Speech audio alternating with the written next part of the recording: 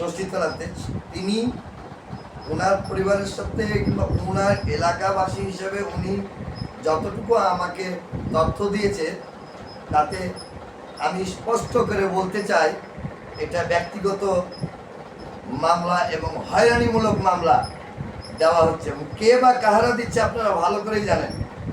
কে বা কাহারা এই ধরনের একটা রুগীকে যে হয়রানি করাচ্ছে, একের পর এক মামলা, হাইকোর্ট থেকে জামিন নিতে হচ্ছে, 3-4টা মামলা জামিন নেওয়া হয়েছে। এবং যারা মামলা দেয় তারাও বিএনপির সাথে সংগঠনের সাথে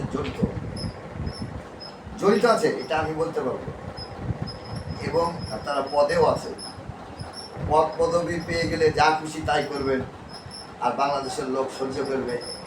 এটা তো আপনি দেখেছেন, বিগত 5ই আগস্টেও দেখেছেন আপনারা। উপর থেকে গুলি বর্ষণ হয়েছে, তাও কি জনতাকে আপনারা থামাতে পেরেছেন?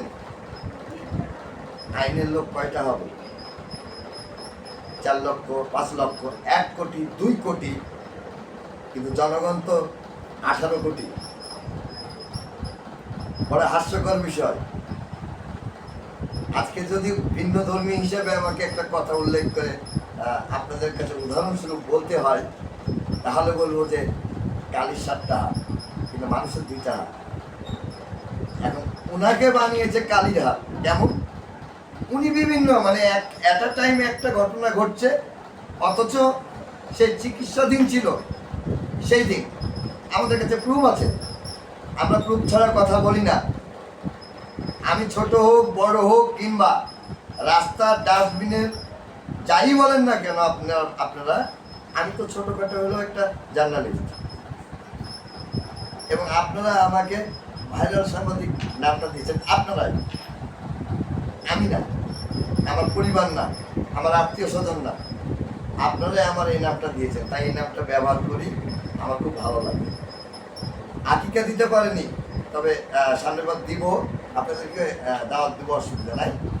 দর্শক বিন্দু, এই আকিকাতে ভালো ভালো জিনিস খাবার থাকবে, আসবেন আপনারা। আমি যেহেতু আপনারা আমাকে নাম পরিবর্তন করে দিয়েছেন, সেই দৃষ্টিকোণ দিয়ে আমি বললাম যে আকিকা দেওয়াটা আমাদের ইসলাম ধর্মের জন্য এটা জায়েজ আছে এবং করতে হবে, সুন্নত।